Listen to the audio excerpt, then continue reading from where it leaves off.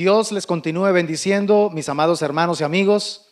Damos gloria al Señor por este momento que una vez más Él nos concede para continuar en este estudio de la palabra del Señor. Hoy vamos a revisar la segunda parte de esta serie, donde estamos escudriñando a la luz de la palabra los ataques del enemigo.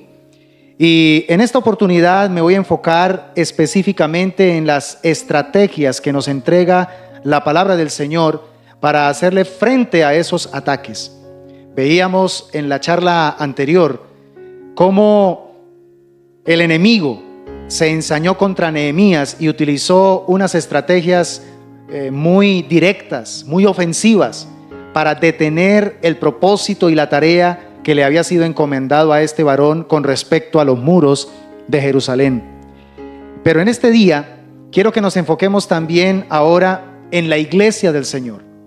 La iglesia del Señor es la que ha recibido la encomienda de seguir edificando los muros del reino de Dios en cada corazón, en esta tierra, sobre las naciones de la tierra. Y no es para menos que haya un enemigo que busca la manera de amenazar el avance de esta tarea, el avance de esta misión tan hermosa que tenemos que por delante, que tenemos todos los cristianos que desarrollar. Pese a lo que suceda, pese a lo que se presente, somos llamados a cumplir con esta tarea. Así que vamos a pedir al Espíritu de Dios para que nos ayude a entender y comprender lo que Él nos quiere enseñar en esta oportunidad. Amado Dios y Padre bueno, en Cristo Jesús oramos dándote gracias, reconociendo que a través de tu palabra en ella encontramos luz, encontramos las armas y las herramientas necesarias para poder hacerle frente al enemigo. Háblanos en esta oportunidad. Somos conscientes de que nos encontramos en un campo de guerra espiritual. Nos encontramos en un escenario, Señor, donde hay confrontación entre el bien y el mal.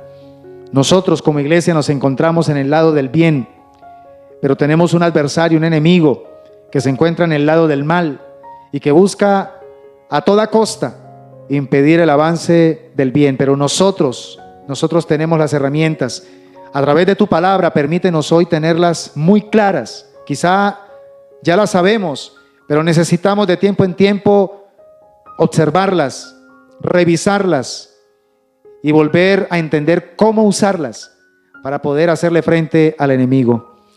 Háblanos, por favor, danos la sensibilidad, danos la sencillez en nuestro espíritu para recibir con solicitud tu bendito consejo y tu bendita palabra. En Cristo Jesús, amén y amén. Vamos a enfocarnos entonces en esta segunda parte, primeramente en algunas amenazas que encontramos de parte del enemigo contra la iglesia para poder detener su avance, para poder detener el desarrollo de la gran comisión que le ha sido delegada por nuestro Señor Jesucristo. Y entonces, cuando miramos el libro de los Hechos, nos damos cuenta allí que encontramos, por ejemplo, en primera instancia, la falta de integridad. Esa ha sido una de las estrategias y que generan una amenaza en el avance del reino de Dios, la falta de integridad en aquellos que formamos parte del reino de Dios. Y un caso muy conocido es el de Ananías y Zafira. Y quiero que por causa de tiempo no nos alcanza, lea usted en casa Hechos capítulo 5, versículos 1 al 16. Y allí usted va a darse cuenta que este es un caso triste, pero también un caso donde damos gracias a Dios por los líderes de la iglesia en ese momento, que fueron dirigidos por el Espíritu de Dios, que fueron sensibles a la voz del Espíritu Santo para poder darle solución a este tema tan delicado. Y entonces, al dársele un manejo guiado por el Espíritu Santo a esta falta de integridad, entonces esto produjo mayor crecimiento en la iglesia, al punto que entonces nos dimos cuenta cómo la gente empezó verdaderamente a llenarse de un temor reverente, un temor santo con respecto al camino del evangelio.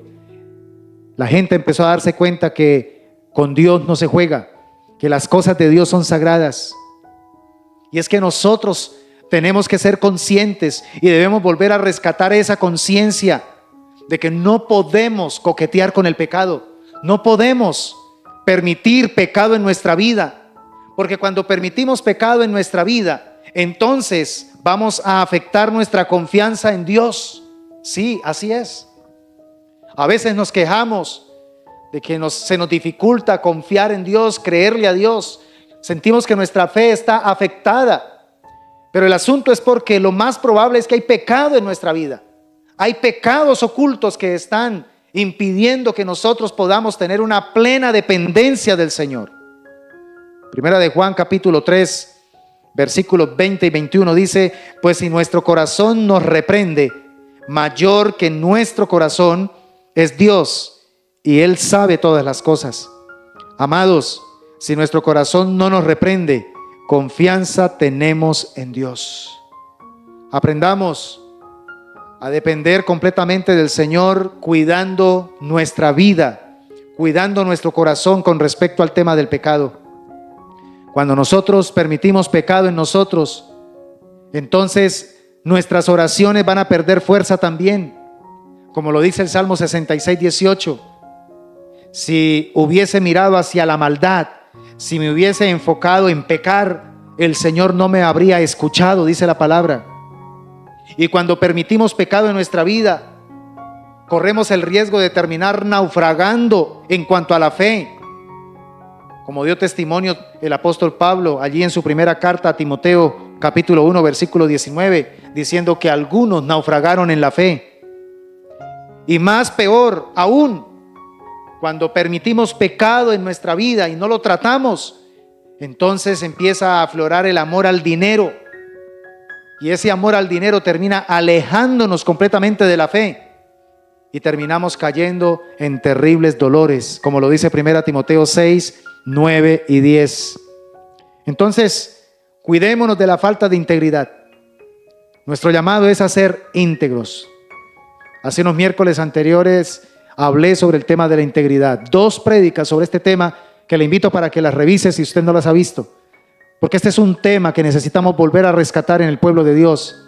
Necesitamos volver a trabajar en nuestro carácter la integridad. Pero otra amenaza que encontramos, que utilizó el enemigo para hacer detener la obra de Dios a través de la iglesia, es que fue la iglesia atacada por medio de la persecución.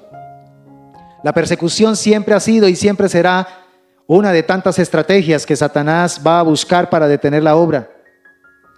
Sin embargo, notamos a la luz de la palabra del Señor allí en Hechos 4, 23 al 31, que a pesar de la persecución que empezó a tener el pueblo de Dios, la iglesia del Señor, los discípulos de ese tiempo no se dejaron amedrentar.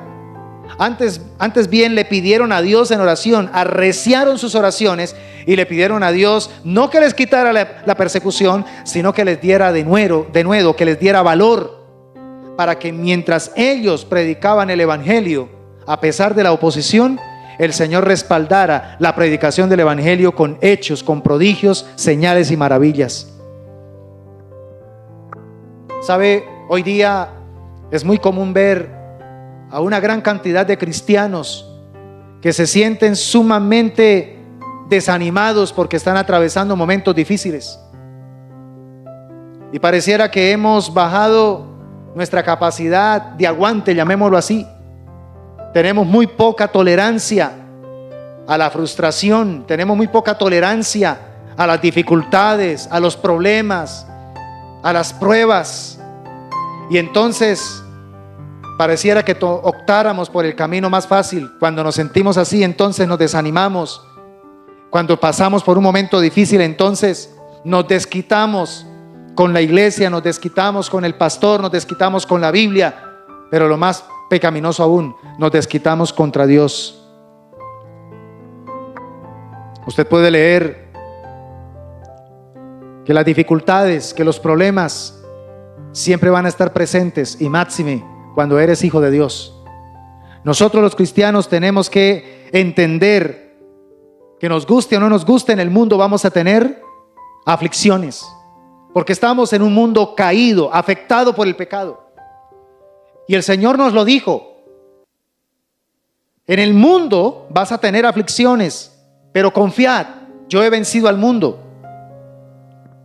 Entonces, en aquellos momentos en los que se presenten las dificultades, en aquellos momentos donde parezca que Dios como que está inactivo, como que no responde, como que no actúa, en lugar de caer en la desesperanza y dejarnos llenar de pronto de desilusión, de desaliento, de desánimo, de caer de pronto en la contención y aún hasta caer en esa situación de cuestionar a Dios, más bien pidámosle al Señor que nos capacite para ser fuertes, que sea un momento donde tengamos la oportunidad de acrecentar nuestra fe en Él y decirle: Señor, pese a como me esté sintiendo, pese a lo que esté viendo, yo sigo creyéndote a ti, yo sigo confiando en ti y miro todo esto no con los ojos de la carne, miro todo esto que está sucediendo con los ojos del Espíritu, con los ojos de la fe.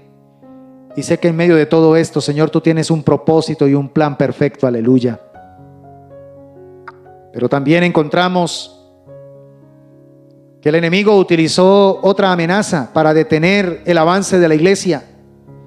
Y fue el empezar a hacer que se presentaran problemas internos generados por el descontento. Y entonces ese descontento amenazó el buen ambiente de crecimiento que se estaba dando en la iglesia. Algunas viudas griegas empezaron a sentirse desatendidas y entonces empezaron a presentarse en las inconformidades y como que empezó a crearse bandos. Pero escúchame bien, gloria a Dios por los líderes en ese momento que tomaron una vez más el asunto en las manos y dirigidos por el Espíritu de Dios le dieron una solución de vida, una solución correcta a este asunto. ¿Y cómo lo hicieron?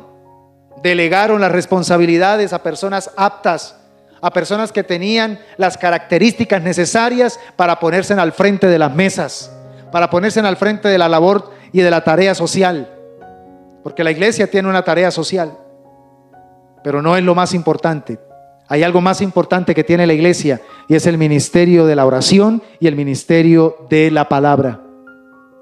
Entonces, encontramos aquí que es muy importante saber darle manejo correcto a los problemas, porque si no se le da manejo a los problemas, entonces ellos van a terminar convirtiéndose en un combustible de descontento, y ese descontento puede terminar en generar división, en generar hostilidades dentro de la misma iglesia, y entonces la gente ya deja de enfocarse en la unidad y enfocarse en hacer las cosas para Dios y empieza a enfocarse en cómo atacar al otro, en cómo defender su postura y hacerle daño al otro. Y eso es lo que quiere el diablo, que hayan divisiones, riñas, pleitos.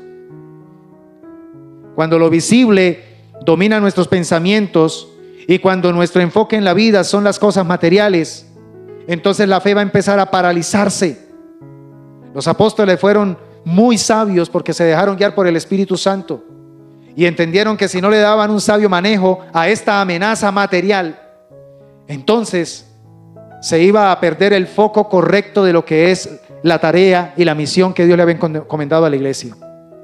Sabe que hoy día muchos segmentos de la iglesia le dan más valor a la tarea material, a la tarea de pronto de alimentar a las personas, de hacer obra social, y no estoy en contra de la obra social, pero el problema es cuando ese trabajo material, ese trabajo físico se vuelve más relevante que el trabajo espiritual. La iglesia ante todo es un organismo espiritual, es un ente espiritual. La tarea primordial de la iglesia en esta tierra, mientras estemos en este planeta, que ha sido comisionada por Dios, es para representar la tarea espiritual, es para representar la misión espiritual que Dios le ha encomendado. Pero cuando perdemos de vista ese norte bíblico, entonces las cosas materiales se vuelven más importantes. La fe empieza a paralizarse, la fe empieza a ahogarse y por último puede llegar a ser destruida, porque entonces ya no nos volvemos hombres y mujeres de fe, sino hombres y mujeres activistas. Parece ser que esa es la moda hoy día. Quiero que recuerde, por favor, la parábola del sembrador allí en Mateo capítulo 13, versículos 1 al 9, y luego la interpretación de los versículos 18 al 23. Nos damos cuenta que allí lo más importante es que la iglesia esté enfocada en cuidar la palabra de Dios y en sembrar la palabra de Dios. Esa es la labor principal.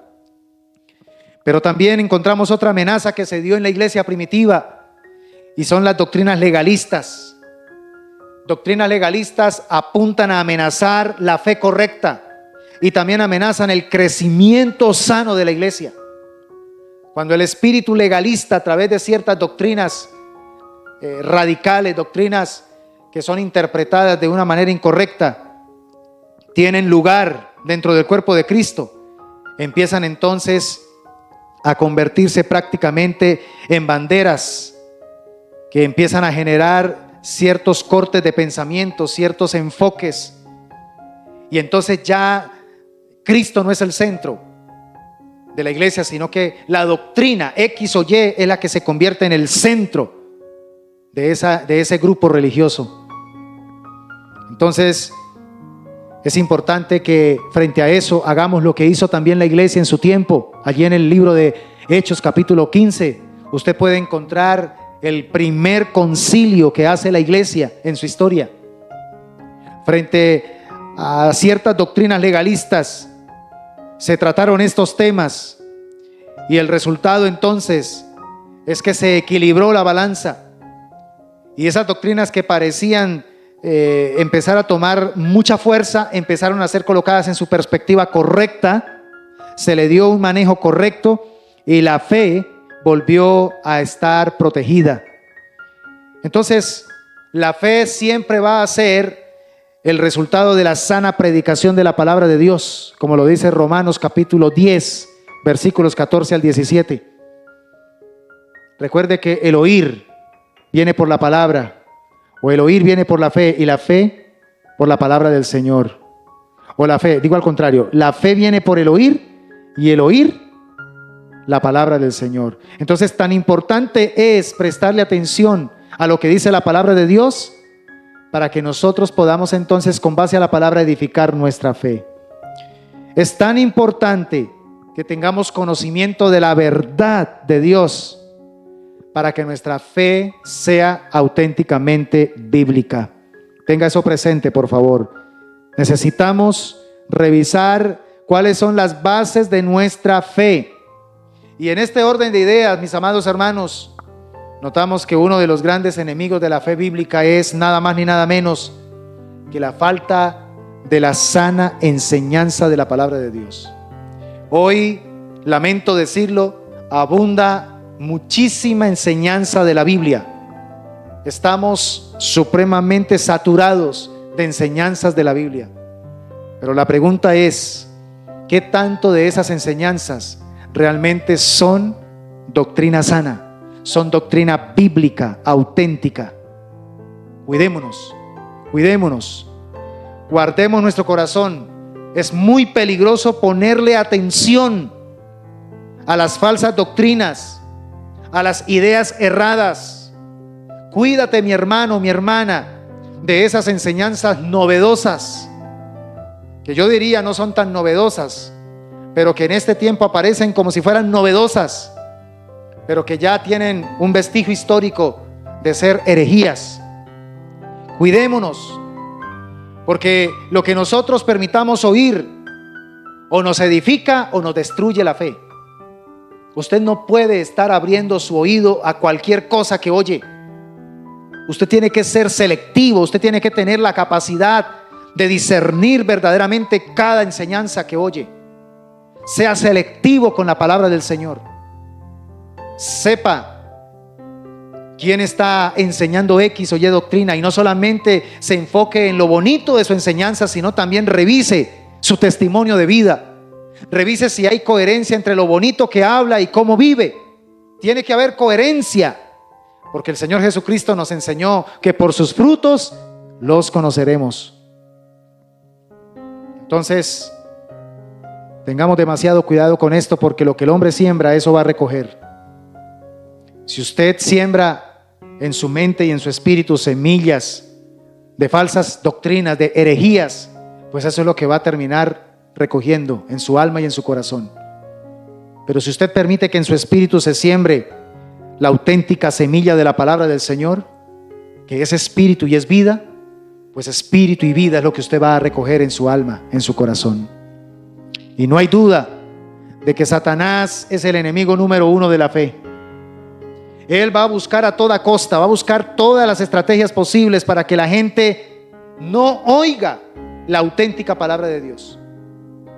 Pero como Satanás sabe que hay comezón de oír, Satanás no puede ignorar la realidad de que la gente tiene necesidad de escuchar la palabra de Dios. Escúchame bien esto. Va a seguir utilizando hoy la vieja estrategia, la clásica estrategia que encontramos allí en Génesis capítulo 3. La de tomar la palabra de Dios y tergiversarla. Tomar la palabra del Señor y usarla para su propio propósito. Ahí es donde nosotros debemos ser sumamente personas sabias que discernamos. No permita que el enemigo estimule en usted la pereza para que entonces no se dedique a conocer de la palabra del Señor. Algo que está matando a muchos hermanos en su vida espiritual en este tiempo es la pereza, la inactividad espiritual con respecto a la Biblia. No queremos escudriñar, no queremos estudiar las Escrituras. Nos contentamos solamente con cositas devocionales, con caramelitos. Eso es alimento chatarra. Necesitamos empezar a desarrollar hábitos que nos lleven a alimentarnos con el alimento saludable de la palabra del Señor, con la palabra soluble, con la palabra auténtica de la Escritura, para que podamos recibir todos los nutrientes que ella contiene para nuestro espíritu, para nuestra alma, para nuestro corazón. El diablo va a buscar la manera de lanzar dudas, de llevarnos a cuestionar la veracidad de la palabra. Él va a buscar la manera de que nosotros empecemos a cuestionar a Dios en sus actuaciones. Lo mismo que ha hecho desde el comienzo. Que veamos que Dios realmente es un Dios malo, es un Dios injusto, es un Dios duro, es un Dios que solamente piensa en su autoridad y que es supremamente tirano con nosotros. Eso es lo que quiere Satanás, que nosotros pensemos de Dios. Pero ahí es donde nosotros necesitamos estar preparados para comprender que a la luz de la palabra, esa no es la verdad. Esa es la mentira y el engaño de Satanás. Ahora bien, hay tres fuentes de lucha que tenemos la iglesia y con las cuales tenemos que batallar diariamente. Siempre en la oposición contra Dios, contra sus propósitos. Satanás va a buscar desarrollar desde varios frentes estrategias para que nosotros no avancemos y no cumplamos con lo que Él nos ha delegado. Y la primera fuente de lucha con la que el cristiano tiene que estar muy atento es el mundo. Ojo con esto, el mundo. Y la palabra que se utiliza en el griego es cosmos, pero dentro del contexto bíblico, la palabra cosmos está enfocándose precisamente en un sistema de rebelión en contra de Dios. El mundo es ese sistema anti Dios, ese sistema que busca siempre llevar la contraria a la ley de Dios. El mundo establece su propia ley, el mundo establece su propio código, pero créame, ese código es completamente en contra de lo que Dios ha establecido. Entonces, el mundo es una fuente de la cual manifiesta su poder de manera externa. El mundo está en la parte externa para el creyente. Y entonces, ese ataque viene, por ejemplo, de los valores, viene de las convicciones. Va a buscar la manera de que entonces esos valores y esas convicciones afecten nuestros deseos, afecten nuestro corazón. Por eso dice allí Primera de Juan, capítulo 2, versículos 15 al 17. Escucha muy bien. Primera de Juan 2:15 al 17. No améis al mundo ni las cosas que están en el mundo. Si alguno ama al mundo, el amor del Padre no está en él. Porque todo lo que hay en el mundo, los deseos de la carne, los deseos de los ojos y la vanagloria de la vida, no proviene del Padre, sino del mundo. Y el mundo pasa y sus deseos, pero el que hace la voluntad de Dios permanece para siempre. Entonces, aquí es importante que nosotros entendamos cuál debe ser la manera del creyente para responder a ese ataque, según la palabra. Cuando el ataque venga del mundo, nosotros tenemos que responder con la capacidad de evaluar la situación, de examinar qué es lo que está dándose en el entorno e inmediatamente buscar la manera de confrontar eso que hay en el entorno con la verdad de la palabra, con la verdad de la Escritura. Porque dice la Escritura aquí, acabamos de leer en el versículo 17, el mundo pasa y sus deseos, pero el que hace la voluntad de Dios permanece para siempre. Entonces, ¿cuál es la estrategia frente a esta fuente de amenaza, frente a esta fuente que el enemigo lanza contra el cristiano? Tenemos que indagar cuál es la voluntad de Dios. Y entonces, cuando confrontamos esa propuesta del mundo con respecto a la voluntad de Dios, nos mantendremos firmes en la verdad. Y entonces no podrá el enemigo hacernos daño. Podremos decir no a las cosas de valor temporal que en realidad no agradan a Dios. Tenemos también otra fuente que es la carne. Y es que aún después de nuestra conversión, debemos ser conscientes que tenemos un traidor dentro de nosotros mismos. Y ese traidor tiene que ver con nuestros deseos pecaminosos o naturaleza pecaminosa, más conocida como la carne. Usted puede leer allí en Santiago, capítulo 1, versículos 12 al 18. Puede mirar cómo opera precisamente la carne en nosotros. Aún también Pablo habló de sí mismo de una manera muy descriptiva allí en Romanos capítulo 7, versículos 15 al 25, al punto donde se sintió tan miserable, porque lo que quería hacer casi nunca lo hacía y lo que no quería hacer siempre terminaba haciéndolo. Y encontró que había una ley en sus miembros, que era la ley de la carne que lo llevaba a ofender a Dios. Pero gracias al Señor Jesucristo que lo libró, al Señor Jesucristo que le dio el poder para vencer con el bien el mal. Entonces, ¿cuál es la respuesta que nosotros como iglesia tenemos que presentar frente a esta fuente que el enemigo le plantea a la iglesia para detener su avance? En primer lugar, huir. Tenemos que huir, como lo dice 2 Timoteo 2:22. Tenemos que huir de las pasiones juveniles. Tenemos que huir de la lujuria, de la lascivia. Huir de todo aquello que nos quiere enredar y que nos quiere esclavizar a nuestros propios deseos. Pero también necesitamos renovar el espíritu de nuestra mente. Cuán importante es tomar la decisión de estar renovando el espíritu de nuestra mente. Efesios capítulo 4, versículos 22 al 24. Romanos capítulo 12, versículos 1 y 2. Y Colosenses capítulo 3, versículo 10. Ahí te entrego citas bíblicas para que tengas base suficiente, para que entiendas que la respuesta de nosotros frente a la carne es también renovar la mente y también caminar en el espíritu. Huir, renovar la mente y caminar en el espíritu, como lo dice Gálatas 5:16. Es la manera de hacerle frente a la carne, a esos deseos pecaminosos, a ese saboteador interno que llevamos todos. Aunque somos cristianos, todavía lidiamos con esa lucha y esa batalla. Y también la tercera fuente es un personaje, el diablo. Literalmente, el que divide. Eso significa diablo, el que divide.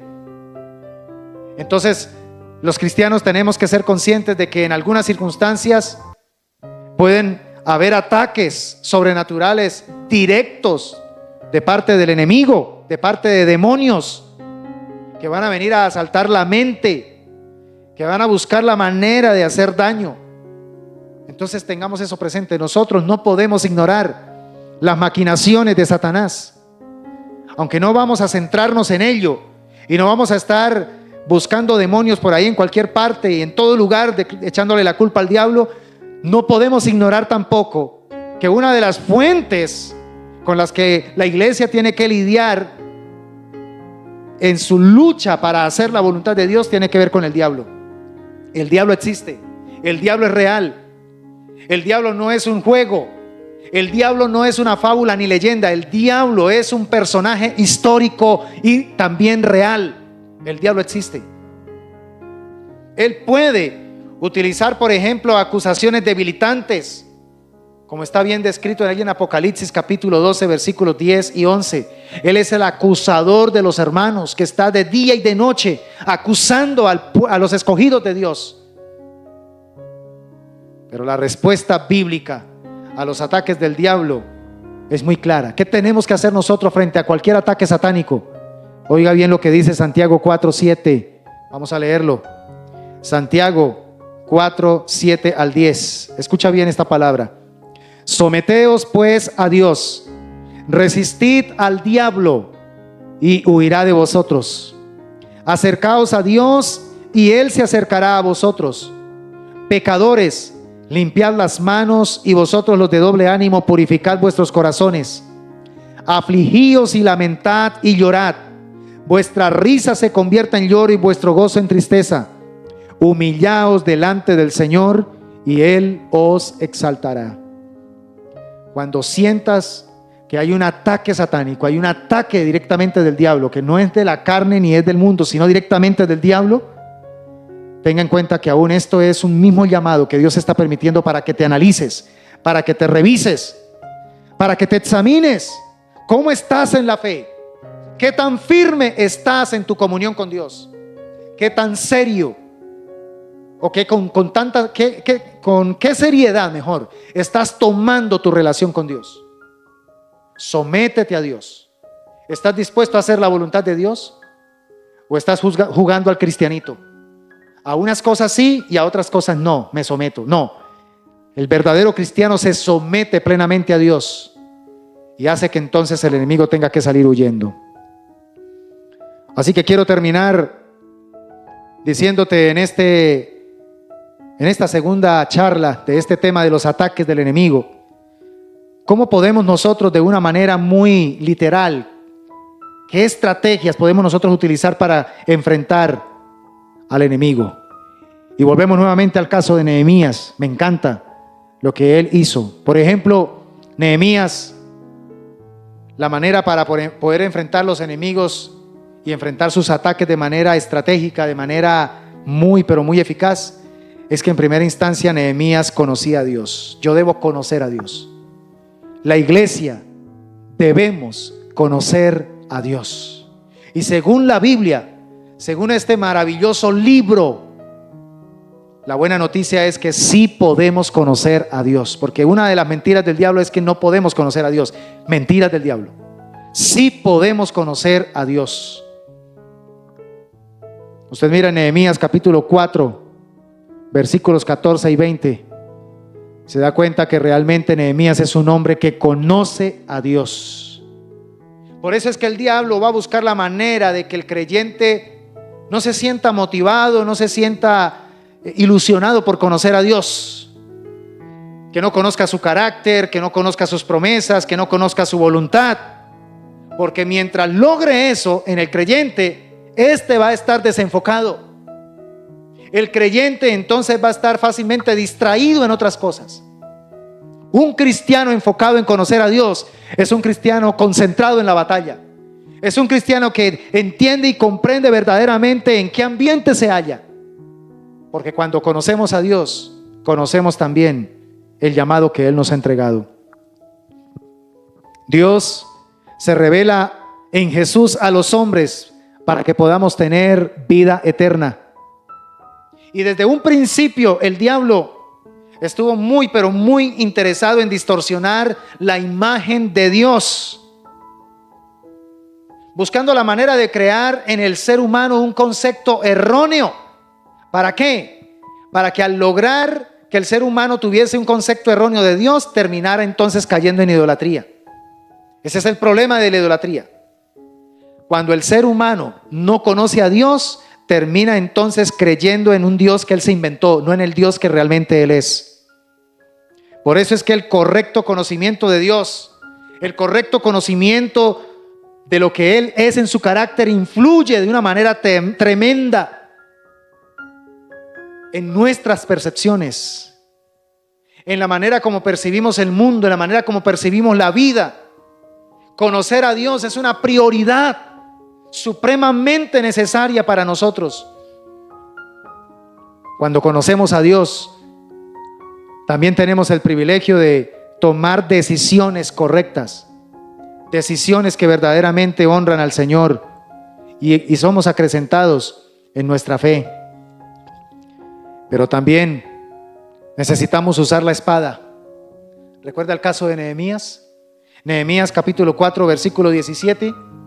Nehemías le ordenó a los varones que estaban edificando el muro que con una mano colocaran ladrillos y con la otra mantuvieran empuñada su arma, la espada. Nosotros los cristianos debemos hacer lo mismo. Con una mano estamos edificando el reino de Dios y con la otra tenemos también la espada del Espíritu para poder hacerle frente a Satanás. No descuidemos la espada del Espíritu. Debemos aprender a utilizar esta arma con destreza. Debemos aprender a utilizar esta arma de una manera poderosa para que cuando vengan los ataques del enemigo, Satanás detecte que tenemos el arma. Y si hay algo que Satanás le teme, es a un cristiano con la espada empuñada, con la espada lista para poder atacar. Recuerde que dentro de la armadura de Dios, la espada es el arma ofensiva. Las demás partes de la armadura de Dios son defensivas, pero la espada del Espíritu es ofensiva. Necesitamos utilizar la espada para entrar en ese terreno en el que el enemigo ha querido sentirse dueño, en el que el enemigo ha querido hacernos pensar que nosotros ya no tenemos poder allí. La palabra del Señor nos recuerda que esos terrenos nos pertenecen a nosotros porque Cristo ya los conquistó para nosotros. Pero también es importante utilizar la estrategia de orar y estar atento a los peligros. La oración no debe ser solamente un rito que practico de tiempo en tiempo. La oración debe ser un estilo de vida. Por eso siempre, como lo he dicho en otras ocasiones, en la Biblia usted va a encontrar que el tema de la oración está ligado siempre a la constancia, a la perseverancia, a algo que hay que hacerlo permanentemente. Orad sin cesar, constantes en la oración. Hay que ser perseverantes. Hay que orar todo el tiempo, porque es parte de la herramienta que Dios nos ha entregado y de la estrategia para poder hacerle frente al enemigo.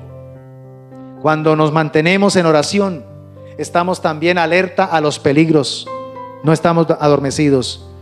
Usted mira Nehemías capítulo 9, Nehemías capítulo 4, versículos 22 y 23. Y entonces dice la palabra del Señor que por causa de los enemigos es que Nehemías tomó la decisión de orar al Señor. Y por causa de esa oración el Señor le reveló que tenía que empezar a colocar guardia de día y de noche. Porque Nehemías fue un hombre de oración constante. Pudo estar alerta a los peligros y esos peligros fueron entonces tratados a tiempo. Y otra estrategia, mis hermanos, trabajar.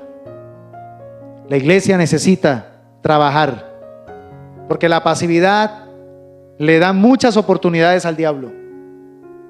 Cuando somos holgazanes espirituales, cuando dejamos de hacer la tarea que Dios nos ha encomendado por dedicarnos a nuestros propios placeres y a nuestros propios proyectos y dejamos la obra de Dios a un lado, entonces el diablo tiene mayor oportunidad de hacer retroceder la obra de Dios. Proverbios 24, quiero que lo leamos. Proverbios 24, versículos 30 y 31. Escuche muy bien este texto de la palabra. Dice muy claramente, Proverbios 24, 30 y 31. Dice: pasé junto al campo del hombre perezoso y junto a la viña del hombre falto de entendimiento. Y he aquí que por toda ella habían crecido los espinos, ortigas habían ya cubierto su faz y su cerca de piedra estaba ya destruida. Eso es lo que produce la pasividad, eso es lo que produce la pereza, eso es lo que produce la holgazanería. La iglesia no debe ser holgazana. La iglesia debe ser trabajadora, la iglesia debe estar activa sirviéndole al Señor, no siendo solamente activista, no. Activa me refiero a que debe estar todo el tiempo muy presente haciendo lo que Dios le mandó a hacer. No tiene que llenarse de tantas cosas, solamente enfocada en lo que Dios le mandó. A veces rayamos con el activismo. De pronto, quizá usted diga, no, pastor, yo no soy perezoso, pero de pronto se volvió muy activo en muchas cosas y hace más de lo que Dios le mandó a hacer, y por estar haciendo más de lo que Dios le mandó a hacer, está descuidando lo que Dios le mandó a hacer.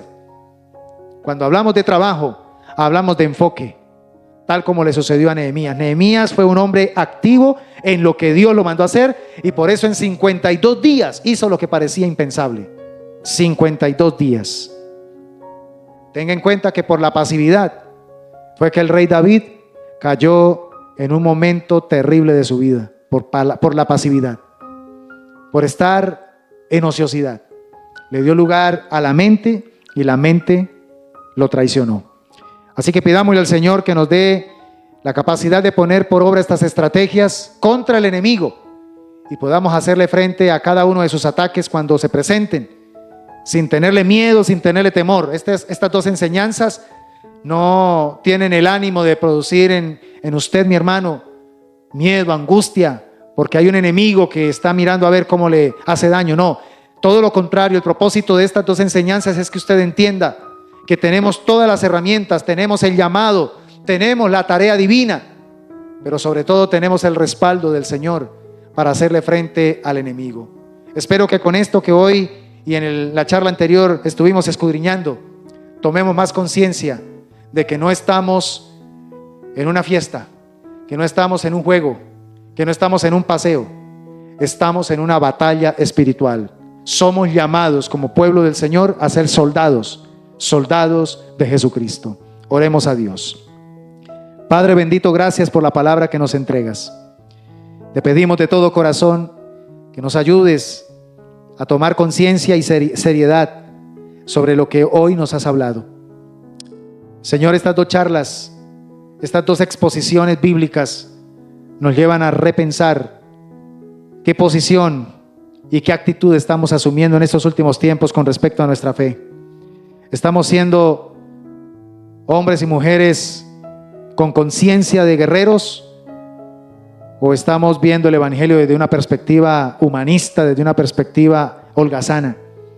Señor, que todo lo que nos has hablado en estos días nos lleve a una profunda reflexión y a un profundo pensamiento de mirar a ver qué necesitamos redireccionar, qué necesitamos reestructurar, qué conducta necesitamos cambiar y tomar conciencia, Señor, para comportarnos como es digno del evangelio. Agradezco, Señor, por la oportunidad que me has dado de compartir con mis hermanos esta enseñanza, y creo, mi amado Señor, que tú honrarás esta palabra, trayendo, Señor, oh Dios, edificación, trayendo fortaleza y trayendo perspectiva correcta en la manera como nos comportamos y como nos conducimos en nuestro trasegar diario. Bendigo tu nombre, Señor, y te doy muchas gracias en el nombre de Cristo Jesús, nuestro Señor. Amén y amén.